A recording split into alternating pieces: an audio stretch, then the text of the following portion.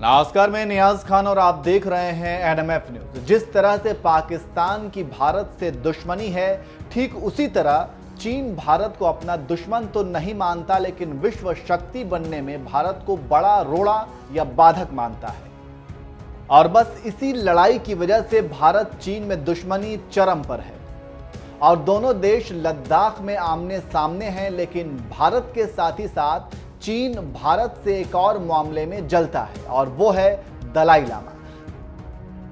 जिस तरह से सांड लाल कपड़े से भड़क जाता है, ठीक उसी तरह चीन जब तिब्बती और उनके धर्म गुरु का नाम सुनता है तो आग बबूला हो जाता है।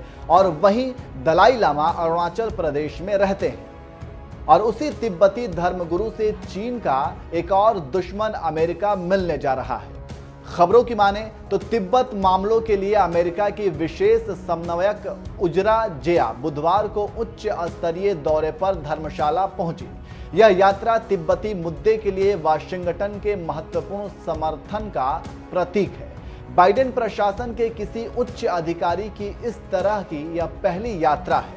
उजरा जिया का तिब्बतियों ने गर्मजोशी से स्वागत किया। खबरों की माने तो जिया यहां 2 दिन रहेंगी और यहां निर्वासित समुदाय के कार्यकर्ताओं और नेताओं से मुलाकात करेंगी। वह गुरुवार सुबह दलाई लामा से भी मुलाकात करेंगी। यह महत्वपूर्ण यात्रा केंद्रीय तिब्बती प्रशासन के राष्ट्रपति पेनपा तेसरिंग की पिछले महीने वाशिंगटन यात्रा के तुरंत बाद हो रही है।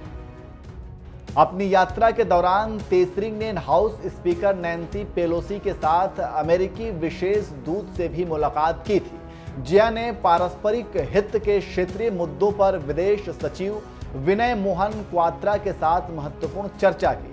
विदेश मंत्रालय के प्रवक्ता अरिंदम बागची ने ट्वीट कर लिखा, जिया ने पारस्परिक हित के क्षेत्रीय मुद्दों पर विदेश सचिव विनय मोहन क्वात्रा के साथ महत्वपूर्ण चर्चा की।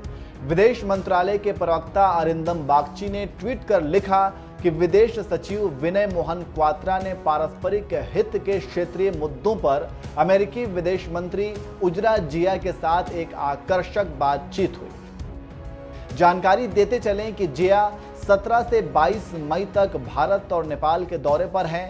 उन्हें पिछले साल दिसंबर में तिब्बती मुद्दों के विशेष समन्वयक के रूप में नियुक्त किया गया था। तिब्बत के लिए चल रहे अंतर्राष्ट्रीय अभियान ने उनकी नियुक्ति का स्वागत किया है और दलाई लामा के दूतों और चीनी नेतृत्व के बीच संवाद को बढ़ावा देने के लिए सक्रिय रूप से काम करेंगी। जानकारी देते चलें कि चीन किसी भी अमेरिकी राजनीतिक शख्स की दलाई लामा या फिर निर्वासित तिब्बती सरकार से मिलने का विरोध करता रहा है। हालांकि अभी तक जिया के दौरे को लेकर चीन की तरफ से कोई बयान नहीं आया है, लेकिन आएगा जरूर। राजनीतिक विश्लेषकों की माने तो भारत ने भी बहती गंगा में हाथ धुल लिया है। ये वैसे ही है, सांप भी मर जाए और लाठी भी ना टूटे।